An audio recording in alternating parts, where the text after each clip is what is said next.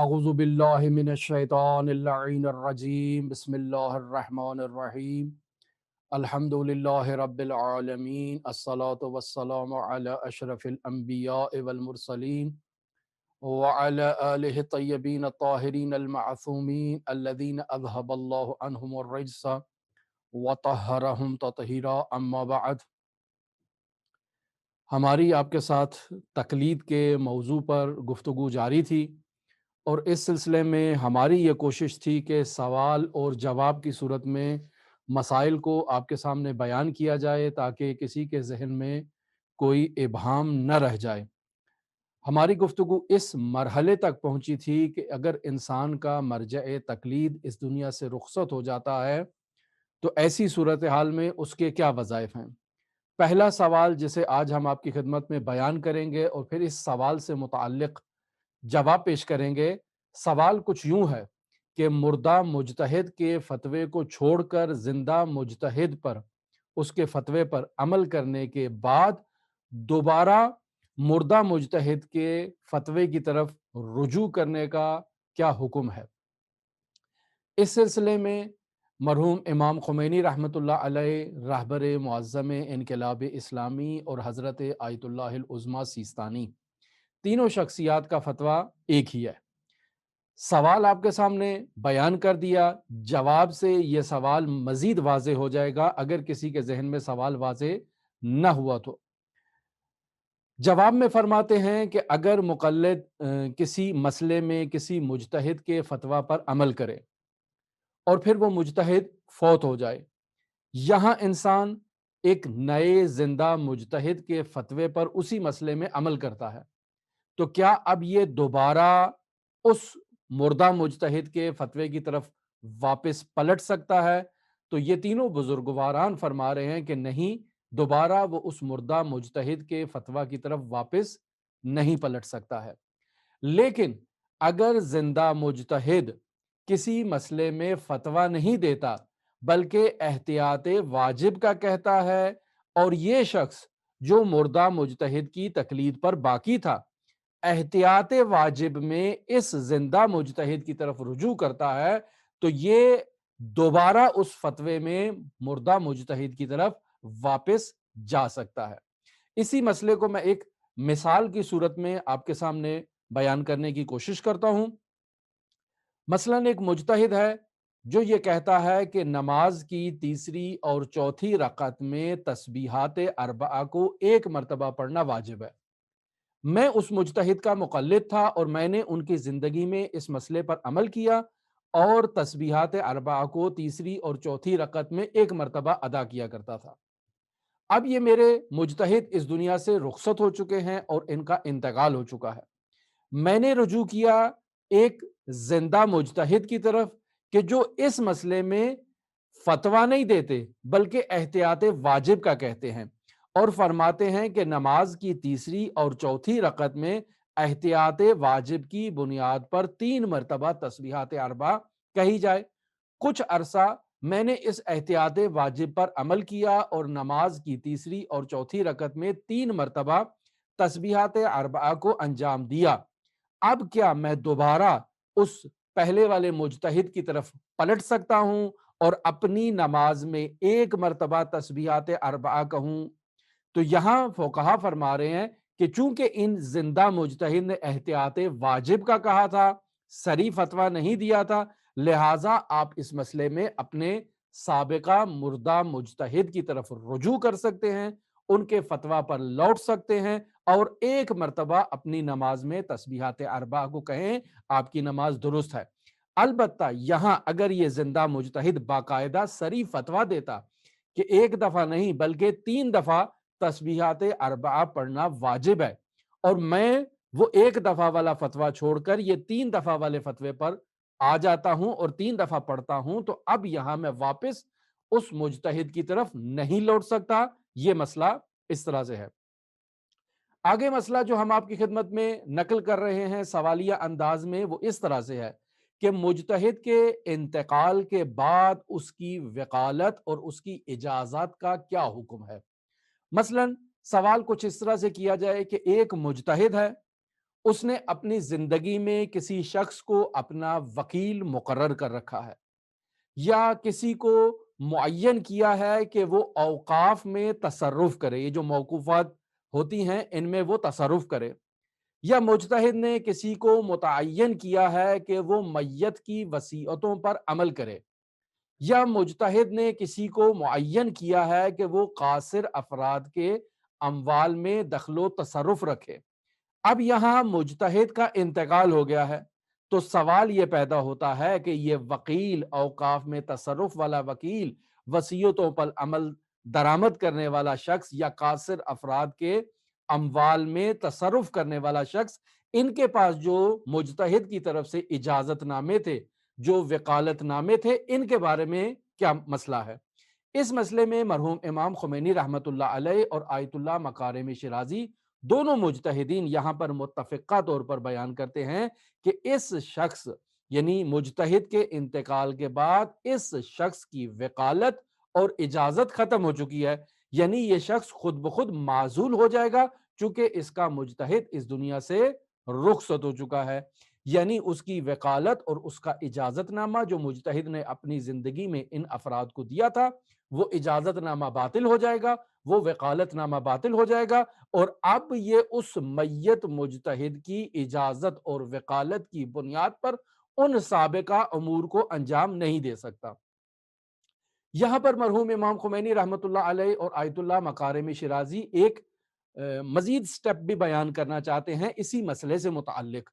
اور وہ بیان کرنا چاہتے ہیں کہ ایک صورتحال یہ ہوتی ہے کہ مجتہد کسی کو وکیل بناتا ہے یا کسی کو اجازت نامہ دیتا ہے، اور ایک صورت یہ ہے کہ مجتہد کسی کو کسی مقام پر منسوب کرتا ہے۔ سوال یہ پیدا ہوتا ہے کہ یہ جو مجتہد نے کسی شخص کو کسی مقام پر، کسی منصب پر، کسی پوسٹ پر منسوب کیا ہے، کیا یہ مجتہد کے انتقال پر یہ اس پوسٹ سے معزول ہو جائے گا، یا قاصر افراد کے اوپر مجتہد نے اگر کسی کو قیم مقرر کیا ہے تو وہ قیم کیا معزول ہو جائے گا؟ یہ ایک سوال ہے۔ تو اس سوال کے جواب میں مرحوم امام خمینی اور آیت اللہ مکارم شیرازی فرماتے ہیں کہ بعید نہیں ہے کہ ایسا کہا جائے کہ یہ شخص مجتہد کے انتقال کے بعد معزول نہیں ہوگا، بلکہ اپنے عہدے پر باقی رہے گا۔ لیکن بہتر یہ ہے کہ اس مسئلے میں بھی احتیاط سے کام لیا جائے، اور یہاں پر کسی نئے زندہ مجتہد سے انہی امور میں باقاعدہ اجازت لے لی جائے، اور وہ نیا مجتہد، زندہ مجتہد، عالم مجتہد اس شخص کو اس مقام پر منسوب کرے، یا اس قاصر کے اموال پر اسے قیم مقرر فرمائے۔ یہ ہے تفصیل جو ان دو فقہا نے اس مسئلے کے بارے میں دی۔ اس مسئلے کے بارے میں حضرت آیت اللہ سیستانی کیا فرماتے ہیں؟ آیت اللہ سیستانی فرماتے ہیں کہ مجتہد کی اجازت اور اوقاف میں تصرف کی وکالت اور قاصر افراد کے اموال میں تصرف کی وکالت مجتہد کے انتقال کے بعد خود بخود باطل ہو جائے گی اور ختم ہو جائے گی۔ لہٰذا بنابر اظہر اگر مجتہد کسی کو کسی منصب پر منسوب کرتا ہے تو وہ بھی خود بخود معزول ہو جائے گا۔ بالکل کسی قسم کی تفصیل آیت اللہ سیستانی نے نہیں فرمائی، اور فرما رہے ہیں کہ مجتہد کے انتقال کے بعد اس کا وکیل بھی معزول ہو جائے گا، اس کے تمام اجازت نامے باطل ہو جائیں گے، اور اس کی طرف سے اگر کوئی شخص کسی منصب پر اور کسی پوسٹ پر منسوب کیا گیا ہے تو وہ بھی اپنے اس عہدے سے خود بخود خارج ہو جائے گا، اور اسے کسی زندہ مجتہد کی طرف رجوع کرنا پڑے گا۔ جیسے اس کی میں آپ کو ایک واضح مثال دے دیتا ہوں کہ مثلا آپ کسی دربار کی مثال لے لیں کہ وہاں پر موقوفات ہوتی ہیں، اور موقوفات کے اوپر ایک شخص کو متولی بنایا جاتا ہے حاکم شہر کی طرف سے۔ اگر حاکم شہر کسی کو متولی وہاں پر منسوب کرتا ہے تو یہ جو نصب ہے مجتہد کی طرف سے یہ اس کے انتقال کے بعد خود بخود ختم ہو جائے گی۔ یا اگر ہمارے ممالک میں حاکم شہر مجتہد کسی کو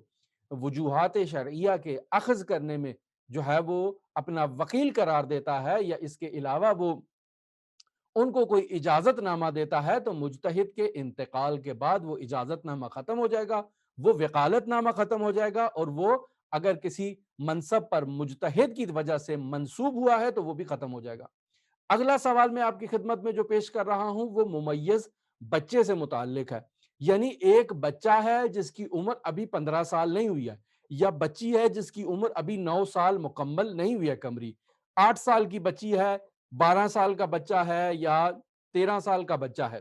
یہ بچہ سوجھ بوجھ رکھتا ہے، یعنی درست اور نادرست کو آپس میں تشخیص دے سکتا ہے، اس کو معلوم ہے کہ کیا بات درست ہے کیا بات غلط ہے۔ ایسا ممیز بچہ اگر اپنے لیے کسی مجتہد کا انتخاب کرتا ہے اور یہ مجتہد اس بچے کے بالغ ہونے سے پہلے فوت ہو جاتا ہے، تو کیا اب یہ بچہ اس کی تقلید پر باقی رہ سکتا ہے یا باقی نہیں رہ سکتا؟ یہ وہ سوال ہے جسے میں آپ کی خدمت میں بیان کر رہا ہوں۔ اس سوال کے جواب میں حضرت آیت اللہ خامنہئی مقام معظم رہبری کیا جواب دیتے ہیں؟ رہبر معظم اس سلسلے میں فرماتے ہیں، اور آیت اللہ سیستانی کا بھی یہی فتویٰ ہے، آیت اللہ مکارم شیرازی کا بھی یہی فتویٰ ہے کہ ممیز بچے کی تقلید صحیح ہے، منتہا تینوں بزرگواران کی عبارات میں تھوڑا بہت تفاوت ہے۔ میں یہاں ان فقہا کی عبارات بھی آپ کے سامنے بیان کر دوں تاکہ یہ جو تفاوت ہے یہ آپ کے سامنے واضح ہو جائے کہ ان فقہا نے کیا عبارت ذکر کی ہے۔ حضرت آیت اللہ خامنہئی مقام معظم رہبری فرماتے ہیں کہ ممیز بچے کی تقلید صحیح ہے، لہٰذا اگر نابالغ ممیز بچہ کسی مجتہد کی تقلید کرے اور پھر وہ مجتہد بچے کے بالغ ہونے سے پہلے ہی فوت ہو جائے تو اس کی تقلید کا حکم ایسے ہی ہے جیسے باقی بالغ افراد کا مجتہد فوت ہو جاتا ہے، یعنی بالغ افراد کا مجتہد جب فوت ہو تو ہم ان کے لیے کیا حکم بیان کر چکے ہیں کہ وہ کسی زندہ مجتہد کی طرف رجوع کریں گے جو انہیں میت کے تقلید پر باقی رہنے کی اجازت دے گا، اور پھر اس میں 3 یا 4 کیٹیگریز تھیں جو ہم وہاں پر بیان کر چکے، انہی شرائط کا لحاظ رکھتے ہوئے جیسے ایک بالغ عاقل فرد جو ہے وہ مردہ مجتہد کی تقلید پر باقی رہ سکتا ہے، بالکل اسی طرح سے یہ ممیز بچہ بھی زندہ مجتہد کی اجازت کے ساتھ انہی شرائط کے پیش نظر اپنے اس مجتہد کی تقلید پر باقی رہ سکتا ہے، کوئی حرج نہیں ہے۔ اسی مسئلے میں آیت اللہ سیستانی سیم یہی جو عبارت میں نے ابھی آپ کی خدمت میں بیان کی، عین یہی عبارت بیان کر رہے ہیں اور پھر اس کے بعد ایک چھوٹا سا وضاحت دے رہے ہیں، اور وہ وضاحت یہ دے رہے ہیں کہ علم اجمالی کے مسائل میں اگر آپ کو توجہ ہو تو اب تک آیت اللہ سیستانی نے علم اجمالی اور حجت اجمالی کے مسائل میں ایک خاص نظر دی ہے جو باقی فقہا نے نظر نہیں دی، اور آیت اللہ سیستانی فرما رہے ہیں کہ ان مسائل میں انسان کو احتیاط کرنی چاہیے۔ یہاں پر بھی فرما رہے ہیں مگر یہ کہ علم اجمالی کے بارے میں جیسے ہم نے بیان کیا کہ جب کچھ مجتہد علم میں آپس میں مساوی ہوں تو وہاں پر کیا کرنا چاہیے، تو یہاں پر بھی اس بچے کو اس علم اجمالی میں مجتہدین کے آپس میں تساوی کی صورت میں جو رجوع کرنا تھا اور جو حکم احتیاط وہاں پر بیان کیا گیا تھا اسے اسی کے مطابق احتیاط کرنی چاہیے۔ آیت اللہ مکارم شیرازی بھی اسی طرح سے فرما رہے ہیں کہ اگر بچہ ممیز ہو تو اس کی تمام عبادات صحیح ہیں، لہٰذا اگر وہ کسی کو مجتہد کے طور پر انتخاب کرتا ہے اور وہ فوت ہو جاتا ہے تو اس کی تقلید پر باقی رہا جا سکتا ہے انہی شرائط کے ساتھ کہ جو شرائط ہم نے پہلے بیان کی ہیں۔ پس تینوں فقہا اس مسئلے میں ایک ہی نظر رکھتے ہیں کہ ممیز بچہ اگر کسی مجتہد کو اپنی تقلید کے لیے انتخاب کرتا ہے تو اس کی تقلید پر باقی رہا جا سکتا ہے، منتہا شرائط وہی ہیں کہ جو ایک بالغ افراد کے لیے بیان کی گئی ہیں۔ اب یہاں آپ کی خدمت میں مقلدین سے متعلق کچھ مسائل میں آپ کی خدمت میں بیان کروں گا۔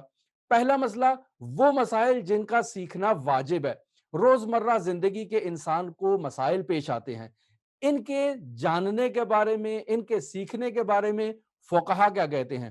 رہبر معظم انقلاب اسلامی حضرت آیت اللہ العظمیٰ خامنہئی کیا فرما رہے ہیں؟ فرماتے ہیں کہ روزمرہ زندگی سے متعلق شرعی وظائف سے متعلق وہ احکام کہ جن کا سیکھنا ہماری ذمہ داری ہے، ان وظائف کو انجام دینے کے لیے ان احکام کو سیکھنا ضروری ہے، جیسے نماز کے مسائل ہیں، جیسے روزہ کے مسائل ہیں، جیسے طہارت کے مسائل ہیں، یا جیسے بعض معاملات کے مسائل ہیں، ان مسائل کو سیکھنا انسان کے لیے ضروری ہے۔ اور ان مسائل کو نہ سیکھنے کے نتیجے میں اگر انسان سے کوئی واجب ترک ہو جاتا ہے یا انسان کسی فعل حرام میں مبتلا ہو جاتا ہے تو یہ کیا ہے؟ گناہگار ہوگا یہ شخص، کیوں؟ چونکہ اس نے اپنی روزمرہ زندگی کے مسائل نہیں سیکھے جن مسائل کو سیکھنا اس کے اوپر لازم تھا۔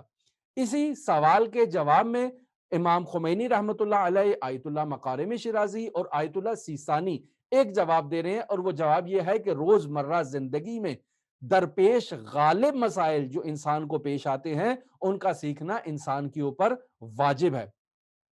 پھر اسی سوال کے جواب میں امام خمینی اور آیت اللہ مکارم شیرازی کی ایک اور تفصیل ہے، اور وہ تفصیل ہے شکیات اور سہو کے مسائل سے متعلق۔ کیا فرماتے ہیں؟ فرماتے ہیں شک اور سہو سے متعلق جو مسائل ہیں،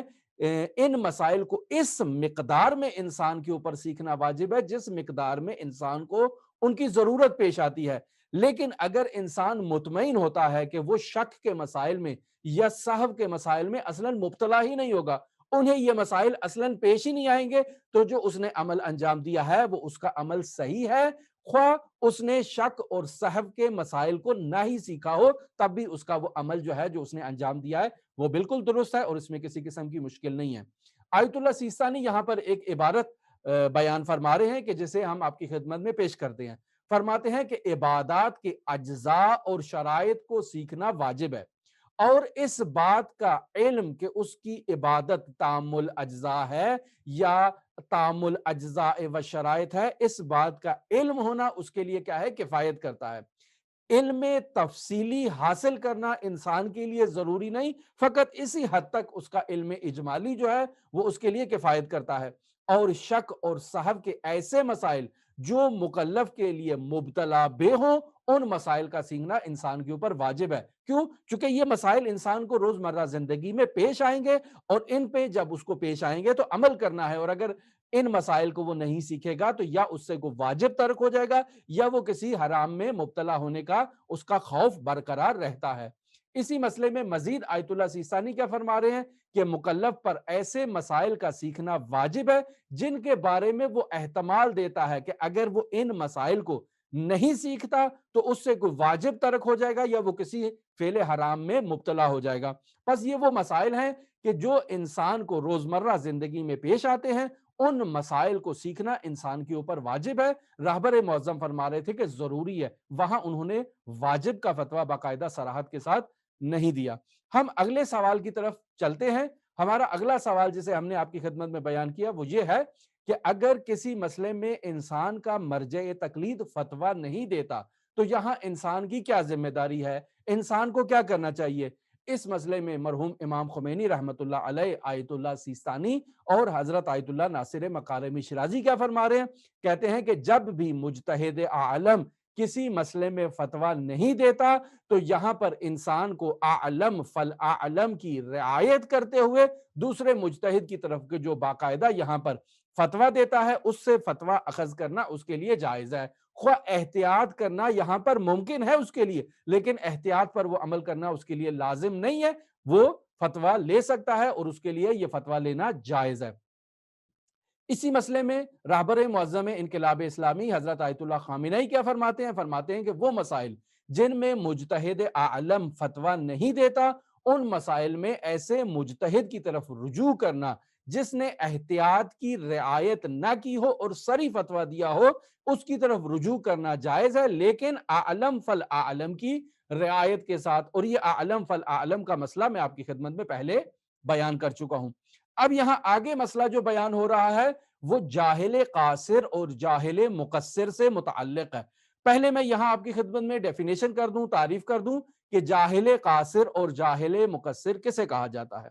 جاہل قاصر کسے کہتے ہیں؟ کہتے ہیں وہ شخص جو اپنی جہالت کی طرف متوجہ نہیں ہے یا اپنے جہل کو برطرف کرنے کی تلاش میں بھی نہیں ہے، کیوں؟ چونکہ اس کو علم ہی نہیں ہے کہ وہ جاہل ہے۔ اور جاہل مقصر کسے کہتے ہیں؟ یعنی وہ شخص جو اپنے جہل کی طرف متوجہ ہے، یعنی اسے علم ہے کہ وہ جاہل ہے، لیکن اپنی جہالت کو برطرف کرنے کے لیے اور علم کے راستوں کو تلاش کرنے کے لیے جدوجہد نہیں کرتا ہے، کوشش نہیں کرتا ہے، ایسا شخص جاہل مقصر کہلاتا ہے۔ اب یہاں پر اس جاہل مقصر سے متعلق باقاعدہ فتویٰ حضرت امام خمینی رحمۃ اللہ علیہ کا کیا ہے؟ امام خمینی رحمۃ اللہ علیہ فرماتے ہیں کہ ایسے جاہل مقصر کا عمل جو تقلید کی طرف متوجہ تھا لیکن اس نے اس کے باوجود اپنی زندگی میں اعمال جو انجام دیے ہیں وہ تقلید کے بغیر انجام دیے ہیں، تو اس کا یہ عمل باطل ہو جائے گا، کیوں؟ چونکہ یہ تقلید کی طرف متوجہ تھا کہ اس کی ذمہ داری تقلید کرنا ہے، اور یہ تقلید کو نہیں انجام دیتا اور اپنی طرف سے فقہی مسائل اختراع کر کے عمل کرنا شروع کر دیتا ہے، اس کا عمل باطل ہے۔ لیکن پھر اس کے بعد مرحوم امام خمینی رحمۃ اللہ علیہ ایک تفصیل بیان کر رہے ہیں کہ جس کو لحاظ رکھنا ضروری ہے۔ فرماتے ہیں مگر یہ کہ اس نے جو بھی عمل انجام دیا ہے وہ حقیقت کو درک کرنے کی امید کے اعتبار سے ہے۔ اس نے کہا کہ میں 2 رکعت نماز پڑھتا ہوں قربتاً الی اللہ، اور جو نماز اس نے پڑھی ہے وہ اس نیت سے پڑھی ہے کہ وہ حقیقت کو درک کر لے، اور اس کا یہ عمل واقع کے مطابق ہو یا ایسے مجتہد کے فتویٰ کے مطابق ہو جس مجتہد کی اسے تقلید کرنا تھی، تو ایسی صورت میں جو ہے وہ اس کا عمل درست ہے۔ نیز جاہل قاصر اور مقصر غافل جو ہے اس کا عمل اگر قصد قربت رکھتا ہو تو اس شرط کے ساتھ اس کا یہ عمل صحیح ہے کہ وہ عمل یا تو واقع کے مطابق ہو یا ایسے مجتہد کے فتویٰ کے مطابق ہو جس مجتہد کی اس کو کیا کرنا تھی، تقلید کرنا تھی، تو پھر اس کا عمل وہ درست ہے، وگرنہ اس کا عمل وہ پہلے والے نظریے کے مطابق باطل ہوگا۔ آخری مسائل کی طرف میں بڑھ رہا ہوں آپ کی خدمت میں کہ وکیل، اجیر اور وصی اپنے اعمال کو کیسے انجام دیں گے۔ مثلا میں وکیل قرار پایا ہوں کسی انسان کی طرف سے، کسی انسان نے مجھے اجیر کیا ہے، کسی انسان نے مجھے وصیت کی ہے، تو کیا میں اپنے اعمال کو اپنے مجتہد کے فتویٰ کے مطابق انجام دوں یا اس شخص کے مجتہد کے فتویٰ کے مطابق انجام دوں جس نے مجھے اجیر قرار دیا ہے، جس نے مجھے وکیل قرار دیا ہے، جس نے مجھے وصی بنایا ہے۔ اس سلسلے میں امام خمینی رحمۃ اللہ علیہ فرماتے ہیں کہ اگر کوئی شخص کسی کی جانب سے اجیر ہو کہ وہ اس کی جانب سے کسی عقد کو جاری کرتا ہے، خمس کو ادا کرتا ہے، زکوٰۃ کو ادا کرتا ہے، کفارے کو ادا کرتا ہے، تو یہ یہاں پر جو وکیل ہے وہ وکیل اور موکل کس کے فتویٰ پر عمل کریں گے؟ دونوں کے فتاویٰ اگر آپس میں مختلف ہیں تو یہاں وکیل کی ذمہ داری ہے کہ اپنے موکل کے فتویٰ کے مطابق عمل کرے۔ یہ یہاں پر مرحوم امام خمینی رحمۃ اللہ علیہ فرما رہے ہیں۔ البتہ اگر میت کا وصی یا میت کا ولی میت کی قضاء عبادات کے لیے کسی کو اجیر قرار دیتا ہے تو یہاں ایسا نہیں ہے کہ یہ اجیر اس میت کے مجتہد کے فتویٰ کے مطابق عمل کرے، بلکہ یہ اجیر یہاں اپنے مجتہد کے فتویٰ کے مطابق عمل کرے گا اور ان عبادات کو اس طرح سے انجام دے گا جیسے اس کا مرجع تکلیف اسے کہتا ہے۔ اس مسئلے میں آیت اللہ سیستانی کیا فرما رہے ہیں؟ فرماتے ہیں کہ اجرائے عقد، خمس، زکوٰۃ، کفارات کی ادائیگی میں وکیل پر واجب ہے کہ وہ اپنے موکل کے فتویٰ کے مطابق عمل کرے۔ باقی مسائل جو رہ جاتے ہیں جیسے اجارے کا ہم نے کہا، تو یہاں آیت اللہ سیستانی فرما رہے ہیں کہ دونوں مجتہدین کے فتویٰ کی رعایت اس کے لیے ضروری ہے اور دونوں کی رعایت کرے۔ آخری مسئلہ جس کی طرف میں بڑھتا ہوں اور اس آخری مسئلے کو بیان کر کے ہم آج کی اپنی گفتگو کو ختم کرتے ہیں، وہ مسئلہ یہ ہے کہ اگر عقد میں دونوں مجتہدین کا فتویٰ مختلف ہو تو پھر کیا کیا جائے؟ مثلا 2 افراد ایسے ہیں کہ جو آپس میں کسی قسم کا ایگریمنٹ کر رہے ہیں۔ اب یہ جو ان 2 افراد نے ایگریمنٹ کیا ہے، دونوں کے مجتہدین کا فتویٰ آپس میں مختلف ہے، تو یہاں ان کے اس ایگریمنٹ کا کیا حکم ہے؟ یہ جو انہوں نے ایگریمنٹ سائن کیا ہے، کیا مسئلہ ہے اس کے بارے میں؟ امام خمینی رحمۃ اللہ علیہ رہبر معظم انقلاب اسلامی آیت اللہ ناصر مکارم شرازی اور آیت اللہ سیستانی مدظ ظلہ العالی اسی مسئلے میں فرماتے ہیں کہ اگر یہ ایگریمنٹ بائع اور مشتری کے درمیان ہو رہا ہے، یعنی بیچنے والے اور خریدار کے درمیان یہ ایگریمنٹ سائن ہو رہا ہے، اور ایگریمنٹ بھی اس عنوان کا ہے کہ ایک کا مجتہد کہتا ہے کہ آپ ایگریمنٹ کو دنیا کی کسی زبان میں بھی سائن کر سکتے ہیں، جبکہ دوسرے کا مجتہد یہ کہہ رہا ہے کہ نہیں، اس ایگریمنٹ کے لیے ضروری ہے کہ آپ باقاعدہ عربی زبان میں اس ایگریمنٹ کو جاری کریں۔ تو جب ان دونوں کے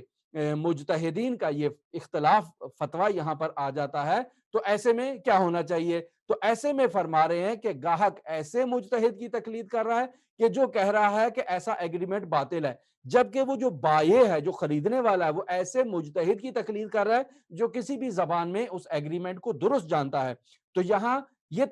چاروں بزرگ فقہا یہ فرما رہے ہیں کہ بائع کی جانب سے یہ معاملہ درست ہے جبکہ گاہک کی جانب سے یہ معاملہ باطل ہے۔ یہ وہ تمام مسائل تھے جنہیں آج ہم نے آپ کی خدمت میں تقلید سے متعلق مسائل سے بیان کیا۔ ہمارے تقلید سے متعلق جتنے بھی مسائل اب تک ہم آپ کی خدمت میں بیان کر چکے ہیں، یہ تمام مسائل ہم نے کمپلیٹ کر دیے ہیں۔ کل ہمارا جو موضوع آپ کے ساتھ ہوگا وہ ولایت فقیہ سے متعلق فقہی احکام ہوں گے کہ جو تقلید کے ذیل میں بیان کیے جاتے ہیں، اور پھر ہماری یہ گفتگو تقلید کے چیپٹر میں مکمل ختم ہو جائے گی، اور آئندہ ہماری گفتگو آپ کے ساتھ وضو اور طہارت کے ابواب میں جاری ہوگی۔ میں اپنی گفتگو کو یہاں ختم کرتا ہوں۔ اگر آپ میں کسی کا کوئی سوال ہے تو آپ مجھ سے یہ سوال نیچے کمنٹ میں پوچھ سکتے ہیں، یا پھر دوبارہ مجھے واٹس ایپ کے ذریعے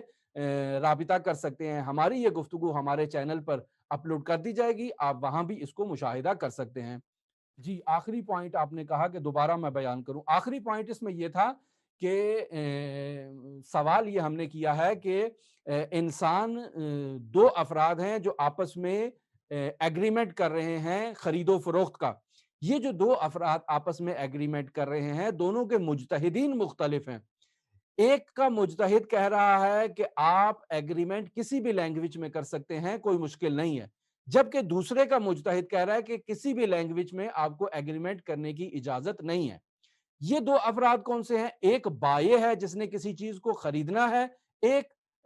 بائع ہے جس نے بیچنا ہے، اور ایک وہ مشتری ہے جس نے خریدنا ہے۔ یہ دو افراد ہیں۔ بائع کا ایگریمنٹ کہہ رہا، مجتہد کہہ رہا ہے کہ کسی بھی زبان میں آپ اس ایگریمنٹ کو جاری کر سکتے ہیں، تو فقہا فرما رہے ہیں کہ بائع کی طرف سے یہ ایگریمنٹ درست ہوگا۔ مشتری جو خریدار ہے اس کا مجتہد کہتا ہے کہ آپ فقط خاص لینگویج میں اس ایگریمنٹ کو کر سکتے ہیں، ہر لینگویج میں اس ایگریمنٹ کو سائن نہیں کر سکتے ہیں۔ تو اس کا مجتہد چونکہ اسے اجازت نہیں دے رہا، اس کی طرف سے یہ ایگریمنٹ کیا ہوگا؟ باطل ہو جائے گا۔ پس دو افراد ہیں، دونوں کے مجتہد متفاوت ہیں، دونوں اپنے مجتہد کے فتویٰ کی جو ہے نا وہ رعایت کریں گے۔ ایک کا مجتہد کہہ رہا ہے یہ ایگریمنٹ درست ہے، دوسرے کا کہہ رہا ہے کہ یہ ایگریمنٹ باطل ہے۔ بالکل سادہ سی بات ہے، یعنی در واقع حقیقتاً یہ ایگریمنٹ منعقد نہیں ہو پائے گا، چونکہ دونوں کے درمیان اختلاف فتویٰ پایا جا رہا ہے۔ ایک کا مجتہد کہہ رہا ہے کہ ایگریمنٹ درست ہے، دوسرے کا مجتہد کہہ رہا ہے ایگریمنٹ باطل ہے۔ تو جس کا کہہ رہا ہے درست ہے وہ تو چاہے گا معاملے کو انجام دے، لیکن جس کا مجتہد کہہ رہا ہے کہ معاملہ باطل ہے وہ تو ظاہر ہے اس معاملے کو انجام نہیں دے گا،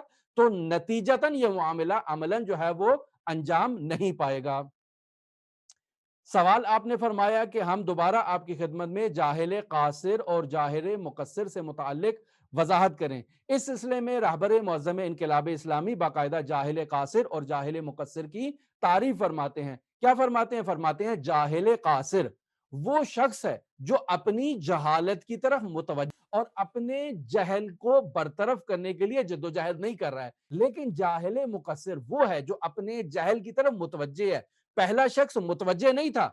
اور جب متوجہ نہیں تھا تو ظاہر ہے اس کو برطرف بھی نہیں کرنے کی کوشش کرے گا۔ یہ دوسرا شخص جو مقصر ہے، اسے معلوم ہے کہ میں جاہل ہوں، لیکن اپنی جہل کو برطرف کرنے کے لیے راستے تلاش نہیں کر رہا ہے، کوشش نہیں کر رہا ہے، جدوجہد نہیں کر رہا ہے کہ علم حاصل کرے۔ یہ شخص جو ہے یہ جاہل مقصر کہلائے گا۔ معمولاً عام روٹین میں ایسا ہی ہوتا ہے کہ ایک شخص کو علم ہے کہ اس پر تقلید کرنا واجب ہے، لیکن وہ تقلید کرنے کے لیے باقاعدہ جدوجہد نہیں کرتا ہے، مجتہد کو تلاش نہیں کرتا ہے۔ اگر تقلید کے بارے میں اس کو کوئی شبہہ پایا جاتا ہے تو دلائل تلاش نہیں کرتا ہے، کوشش نہیں کرتا ہے کہ وہ مسئلہ اس کے سامنے واضح ہو جائے۔ تو اب یہ شخص جو جاہل مقصر ہے، یہ اگر عبادات کو انجام دیتا ہے، معاملات کو انجام دیتا ہے، نماز پڑھتا ہے، روزہ رکھتا ہے، ان عبادات کا کیا حکم ہے، اس مسئلے کو بیان کرنے کے لیے یہ مقدمہ بیان کیا تھا کہ جاہل قاصر کسے کہتے ہیں، جاہل مقصر کسے کہتے ہیں۔ امام خمینی رحمۃ اللہ علیہ نے یہاں باقاعدہ فرمایا کہ ایسے جاہل مقصر کا عمل باطل ہے کہ جو اپنے جہل پر متوجہ ہے لیکن باقاعدہ تقلید کو انجام نہیں دیتا، اس کا عمل باطل ہے۔ مگر یہ کہ اس کا عمل جو تھا وہ حقیقت کو درک کرنے کے لیے اس نے اس عمل کو انجام دیا، اور پھر اس کا عمل حقیقت کے مطابق ہو گیا، جو واقع تھا اس کے مطابق ہو گیا، یا پھر اس کا عمل ایسے مجتہد کے فتویٰ کے مطابق ہے جسے اسے تقلید کرنا تھی، تو اس صورت میں بھی اس کا عمل درست ہے، وگرنہ اس کا یہ عمل باطل ہو جائے گا اور اسے اپنا یہ عمل دوبارہ سے انجام دینا ہوگا۔ یہ اس وجہ سے اس مقدمے کو بیان کیا گیا۔ مزید اگر کسی کا کوئی سوال ہو تو میں آپ کی خدمت میں ہوں۔ جزاک اللہ، جزاک اللہ۔ مزید کسی کا کوئی سوال ہو؟